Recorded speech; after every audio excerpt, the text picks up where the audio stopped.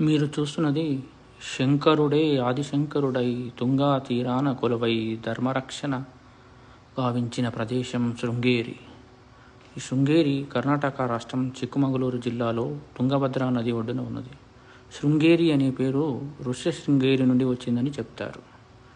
శంకరాచార్యులు ధర్మ ప్రచారం కోసం దేశాటన జరుపుతున్న సమయంలో ఆయన తన పరివార శిష్యులతో ఇక్కడ పర్యటించినప్పుడు ఒక సర్పము ప్రసవించుచున్న ఒక మాండుకానికి నీడ కల్పించే సంఘటన ఆయనకు కనిపిస్తుంది.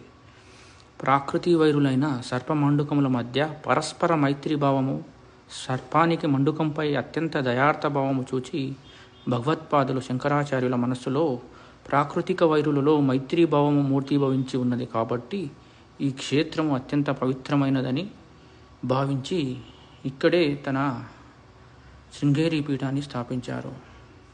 అది కాకుండా మిశ్రుడి భార్య అయిన ఉదయభారతి సరస్వతీమూర్తిగా ఇక్కడే మారిపోయింది అని స్థల పురాణం.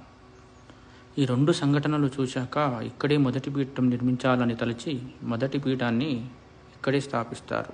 ఆదిశంకరుడు ఇక్కడ 12 సంవత్సరాలు గడిపాడని చెప్తారు. ఆ తర్వాత దేశాటన జరుపుతూ పూరిలో, కంచిలో, బద్రిలో, ద్వారకలో మఠాలు స్థాపించారు. శృంగేరిలో ముఖ్యమైన దర్శనీయ ప్రదేశాలు శారదాంబ దేవాలయం, విద్యాశంకరాలయం, ఆదిశంకరుల దేవాలయం.